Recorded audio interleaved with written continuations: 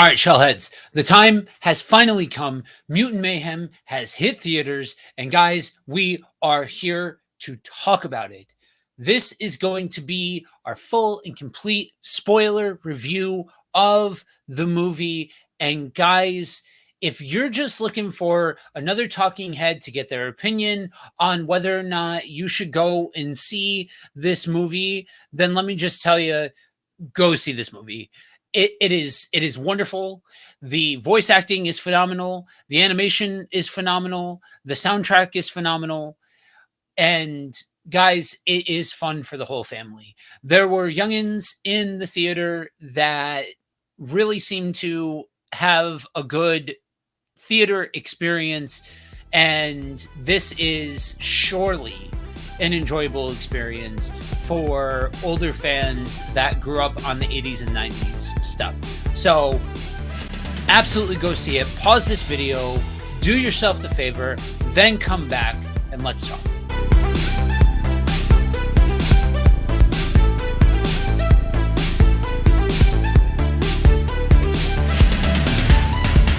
Turtle power, baby! Cowabunga! All right, guys. So like I said, this movie, phenomenal. It is made by a Turtles fan for a Turtles fan. So this movie was made by Seth Rogen, who has gone on record plenty of times to talk about how he's been a lifelong Turtles fan.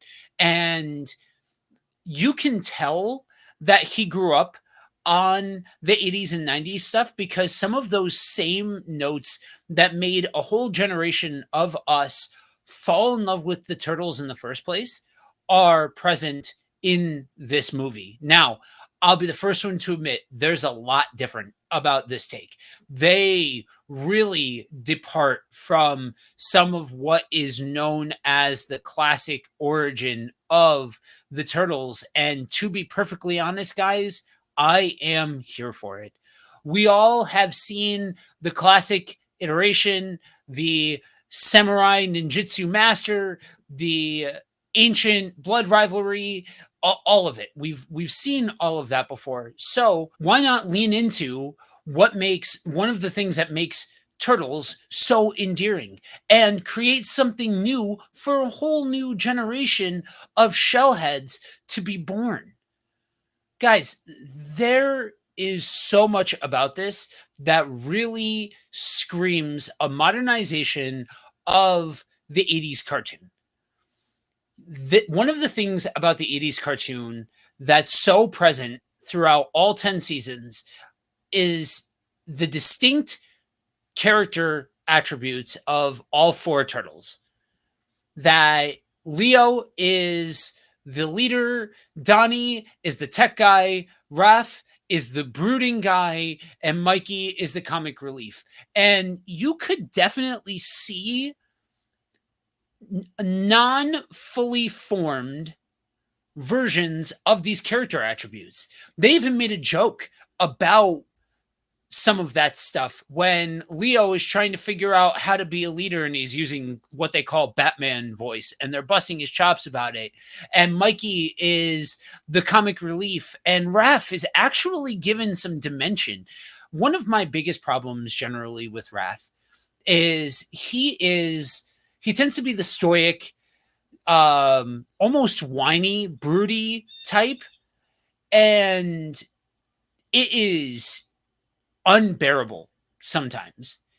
And this, yeah, he is a little bit more serious than the other Turtles, but I really appreciate the fact that there's layers to his character that aren't always present.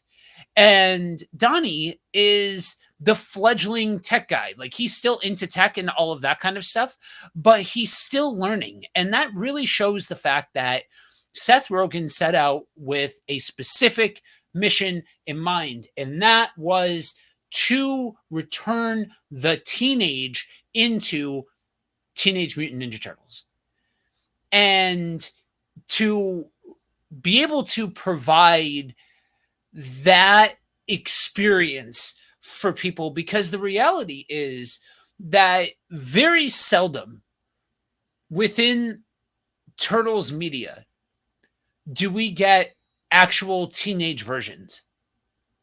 And we are given a full origin story for how the mutants came to be and how Splinter came to be. And we are put firmly in a time period where these characters are teenagers. And guys, they're voiced by teenagers. And I think that adds an intrinsic something to these characters, because a lot of times in Hollywood, the teenage roles get casted up and they end up being these 20, 30 somethings that are cast and then told, hey, go out and play the part of a teenager and act how you would think that a teenager would act. And it comes off clunky a lot of the time.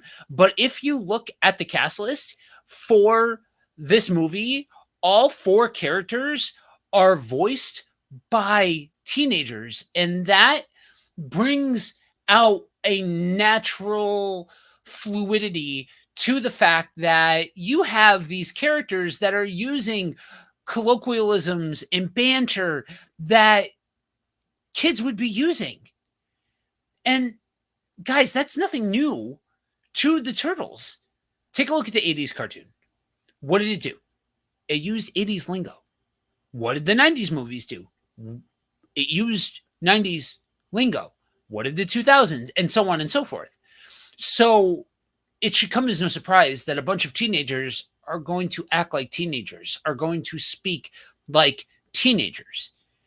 And that's the thing, yeah, there's some parts of this that I can look at and say objectively, okay, some of these jokes aren't for me. Not every single solitary thing about this movie is for me. And guys, that's okay. Not everything about this movie is meant for me. But from the animation to the soundtrack to the character work to everything, there's so much about this that is for everybody.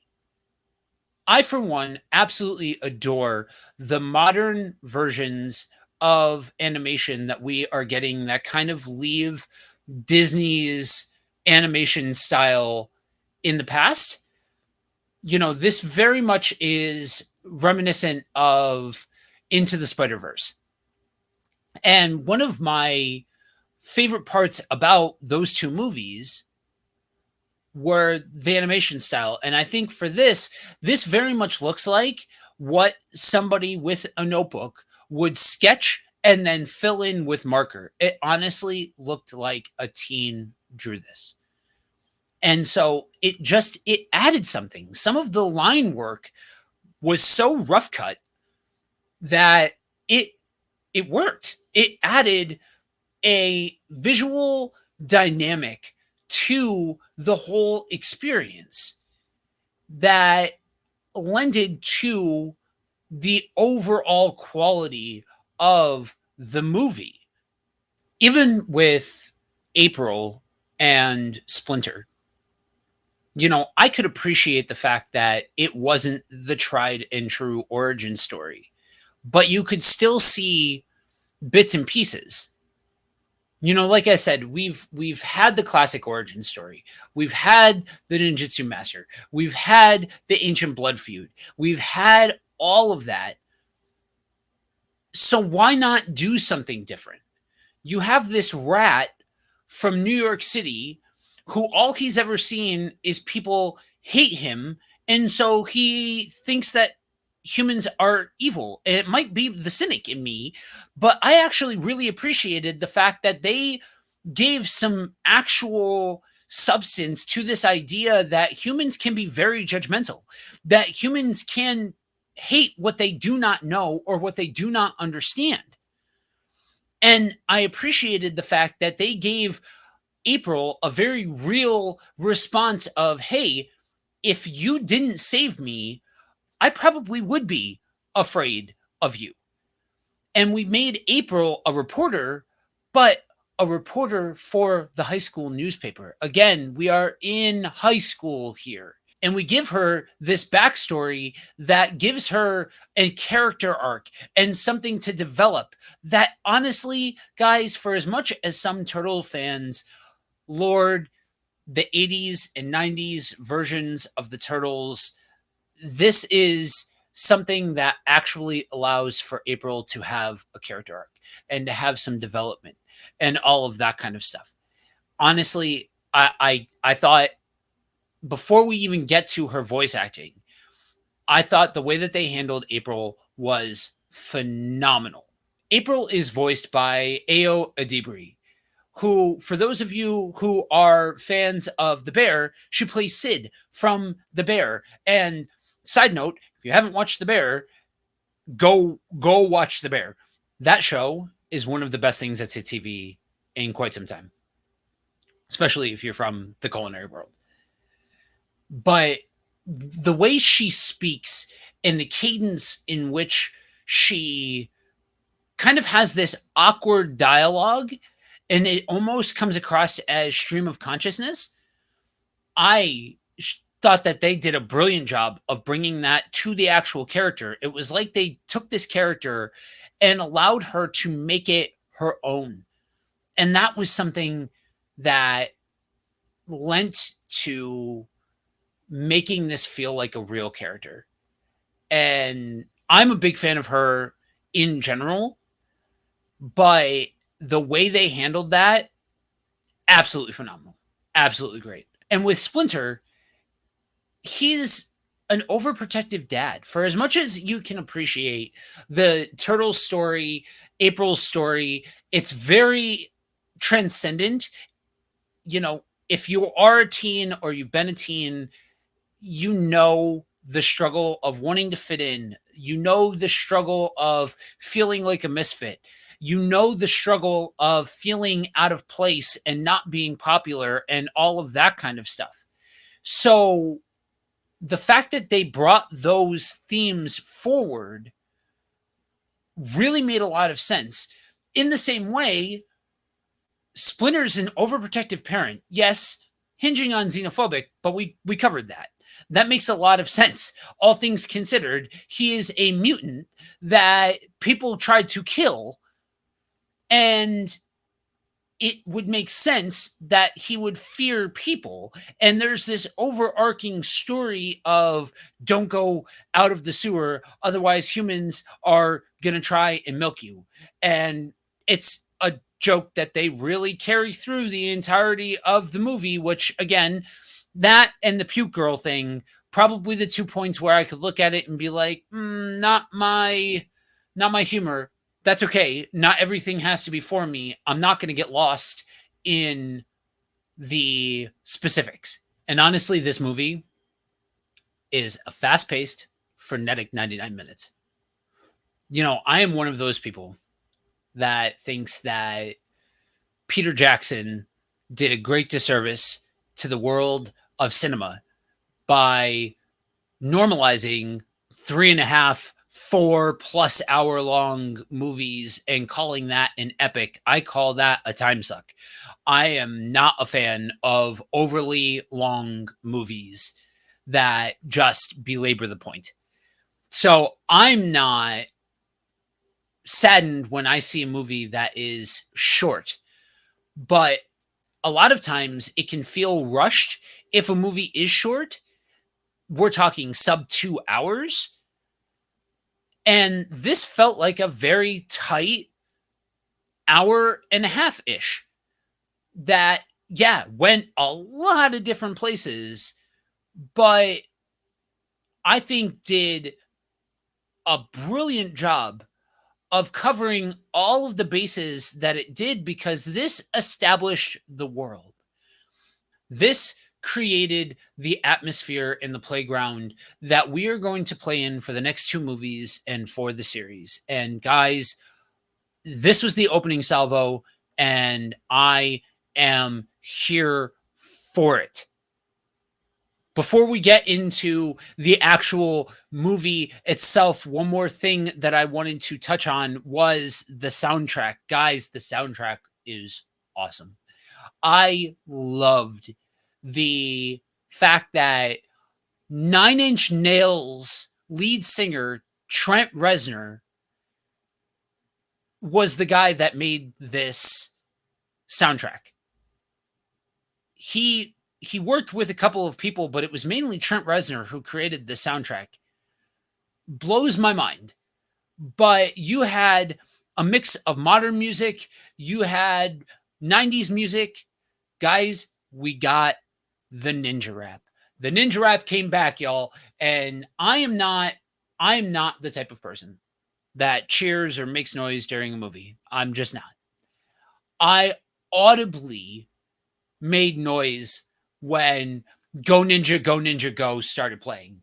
I mean, that and you throw No Diggity on a soundtrack. I was like, No Diggity started playing, and I'm like, this is an interesting choice. I love the song, but this is an interesting choice. But it worked. It actually worked for what they were trying to do and for what they set up.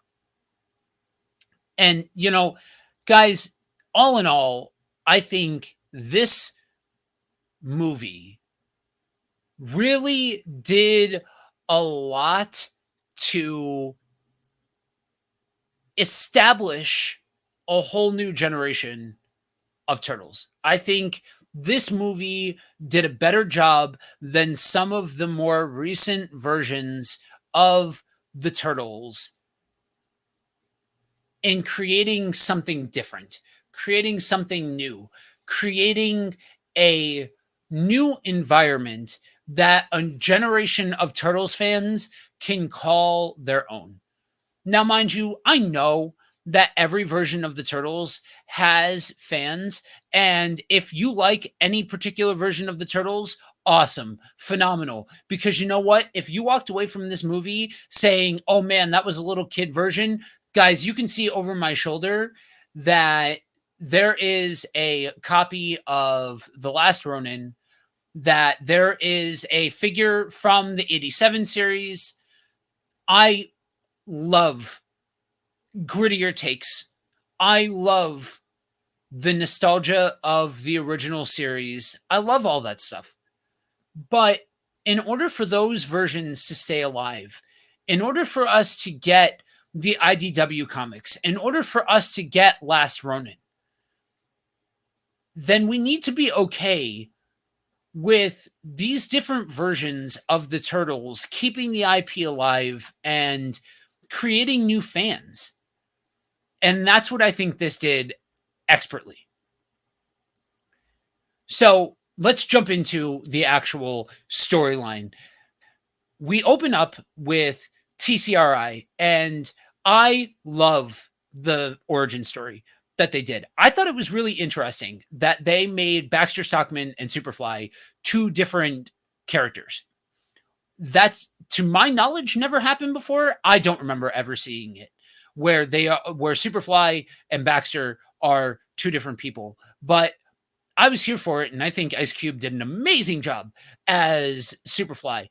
And this, again, is a testament to somebody who knows the Turtles and is like, you know what? I'm going to create this entire world, and I'm going to give a legitimate reason for all of these different characters to exist. We had Rocksteady, we got Bebop, we got Leatherhead, we got Wingnut, we got Superfly, we got Mondo Gecko. Guys, we got Ray Fillet, which is a deep cut from the Turtles universe. Guys, we got Genghis Frog. If there's any one complaint that I had, I would have loved to have seen all four Punk Frogs.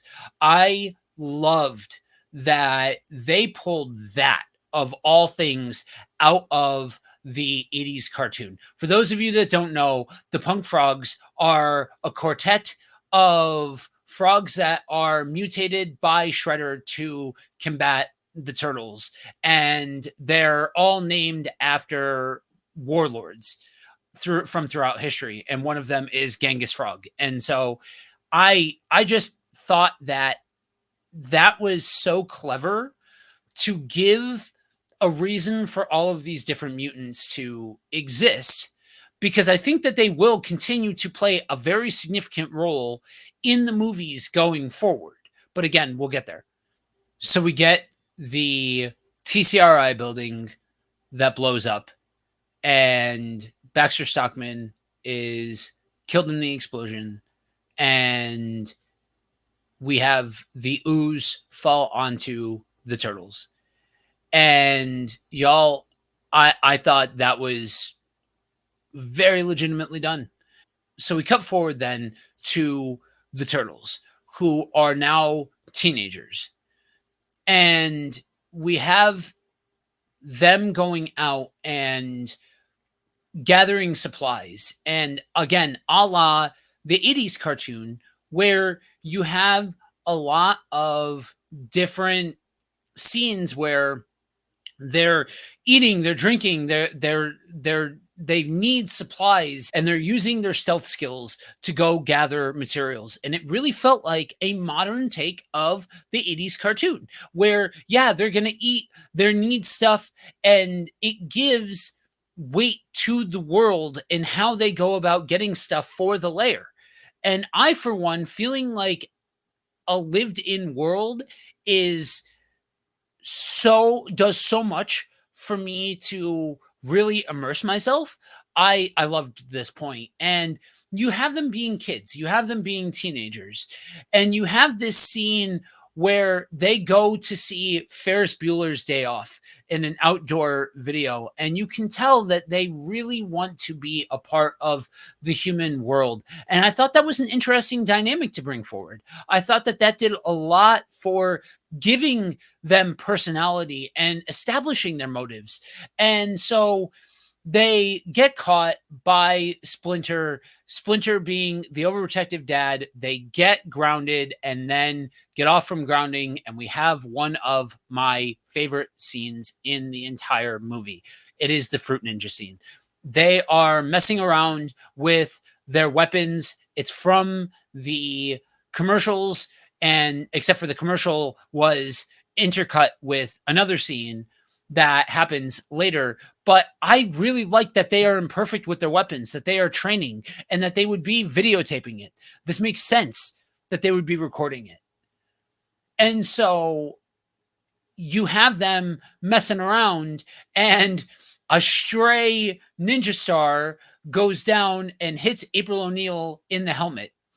And this is what leads to them going to go save her scooter that has been stolen.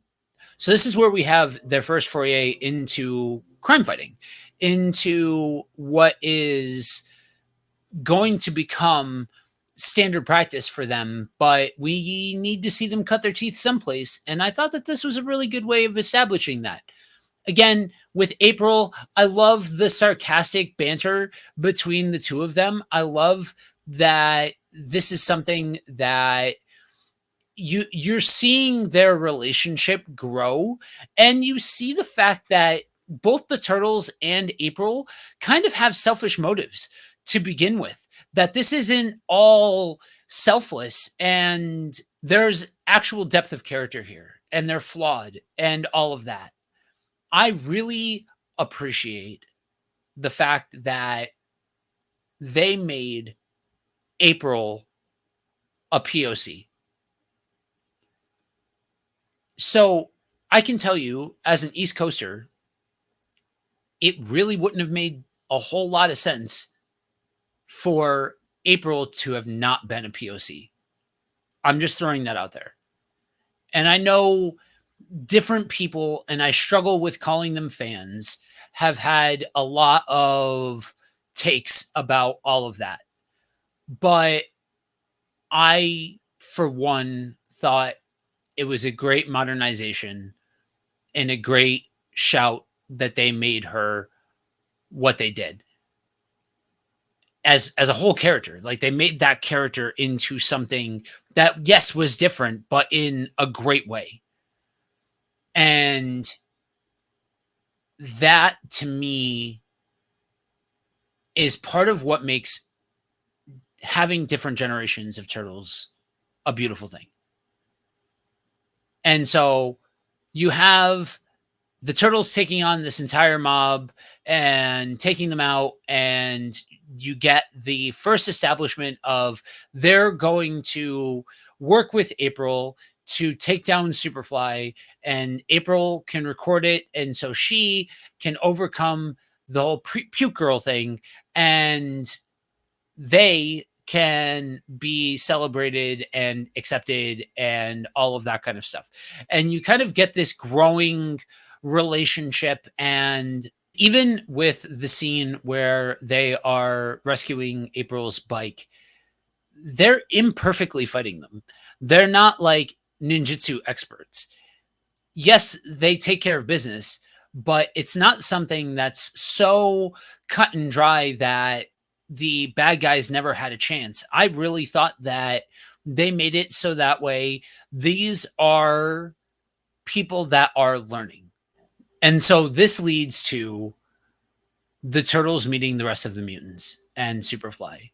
And I appreciated the fact that they kind of were allies at first, and he seemed super cool to hang out with, and they were just happy to have family and all of that kind of stuff. And then we ended up with him showing his villainous true colors, and this leads to them becoming adversaries. And in the midst of all of this, there is a scene that I thought it was hilarious. The scene where they're all in the car and you have What's Up by Four Non Blondes playing. And again, if you're of a particular vintage, you know summer road trip songs, Hey Jealousy, Don't Stop Believing, What's Up, Allison Road. That to me was so wonderful because I know what it's like to be on road trips, blasting that music and all of that in the 90s and all of that. And yes, I just dated myself, and I'm okay with this. I'm good because that's something that it's those little touches that show that this is a movie for everybody. There's something for everybody in this. And so we get this moment of the Turtles getting captured, and they think that April has abandoned them, and April goes to go find Splinter, and you have this moment where Splinter sees that not all humans suck, and it kind of instills hope and all of that. And I don't know, I appreciated the character arc, and I appreciated the fact that they gave Splinter something to do. A lot of times, Splinter ends up becoming a plot device where he's either there for exposition or he's there to get kidnapped to be a story device. But the fact that they gave him agency enough to go after the Turtles, I thought was a great shout. And the fact that Jackie Chan is voicing this character is awesome. I think he does a phenomenal job. And I think it's something that lends to the personality of the character, especially when coupled with the fact that when they had him move and fight and choreograph his scenes, they had him move in a way that Jackie Chan would move. They had him interact with his environment in a way that Jackie Chan tends to with his fight scenes, using the scenery to fight and all of that. I think all of that was so masterfully done to make it feel more immersive.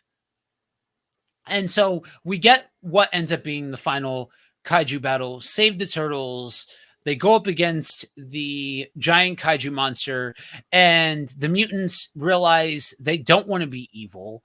And they team up with the New Yorkers to save the day, to help the Turtles save the day. And it's actually in this moment, fun facts, that Kevin Eastman, if you didn't know, plays one of the New Yorkers. I thought that that was a pretty cool little cameo. And, you know, I think that they did such a good job of capturing the spirit of New York. It felt like this was New York. This felt like a lived in city. And honestly, for better and for worse, how New Yorkers would respond. And we have this final scene where Superfly is defeated and everybody comes together in the sewers, and the mutants are going to live with the turtles, it would seem, in the sewers. And they firmly establish that everybody knows about the turtles, that they are wide known, and that they are going to attend high school. If you want to make them teenagers, you got to do this. I don't think that there's another way of doing this. So I'm here for it. I thought it was a little weird at first, but honestly, I'm here for it. So just because it's something different, you know, if you're going to do something different, then do something different. I'm okay with it. Just make sure that you do it well. And you have everybody, April and the turtles, realizing that their initial motives to just be popular were selfish and self-centered. You have Splinter compared and juxtaposed against Superfly and realizing that he needs to relax and allow the turtles to be who they're going to be. And you have the turtles enter into high school, and that is where the series is going to pick up. So the series is, if you don't know, the series is going to be set in high school, where the turtles are going to go off and kind of have their own individualized high school experiences. And I think we're going to see Raph join the wrestling team or be a jock. I think we're going to have Leo follow April, which I didn't even touch on that. Usually it's either Mikey or Raph who has a crush on April when April is introduced. But this time it was Leo. I thought it was an interesting change of pace. I thought it was innocently done. I understand that we're dealing with teens here. And so that to me could have been mishandled. And I don't know where exactly we're going to go with all of that, but I thought it was fine.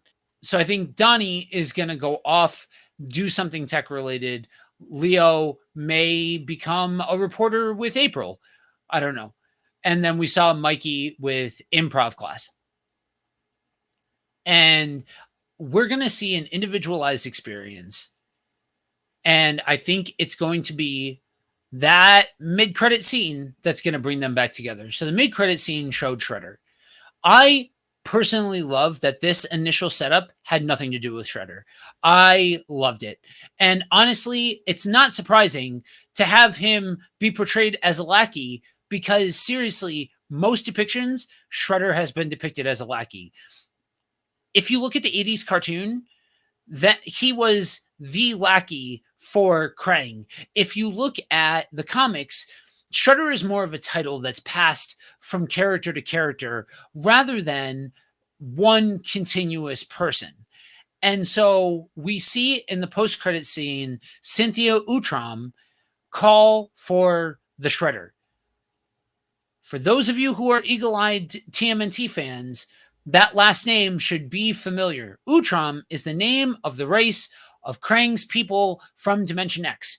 Now, there has been so many different departures from the classic Turtles story. So Lord only knows if it's going to be Krang or a different Utrom. But I do think Cynthia Utrom is an Utrom in a human suit, a la Krang and his human suit.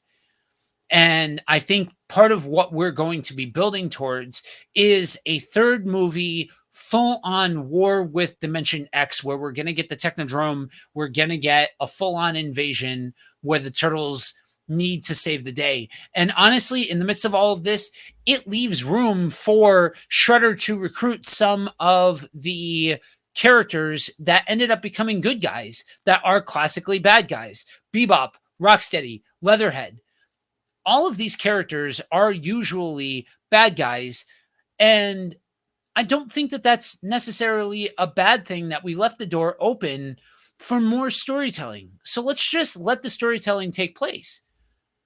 And I think that it's going to be the Dimension X invasion that's going to bring everybody together into one big army of mutants against Dimension X. So that's it. My ranking for this movie, guys, I got to give it a 9, maybe a 9.5 after I watch it again. And y'all, I want to hear down in the comment section. Let me know, what did you think of this movie? Where would you rank this movie? Remember, we're all shellheads. We're all part of the same community. If you didn't like this movie, feel free to sound off below. Let me know what you didn't like about this movie. But remember, everybody has opinions. And it's okay if we disagree. Just don't be a jerk about it. Remember to hit that button down below and subscribe. Guys, the analytics state that only a fraction of you guys that are watching these videos are subscribed. So if you do me a favor, hit the button down below, subscribe, tick the bell for notifications so you know when a new video drops. And if you would do me a favor and hit the like button. Every bit of interaction helps, and helps tell YouTube that we exist, that you guys are enjoying what you're seeing, and that this is valuable to the community. And with that, Cowabunga, Shellheads.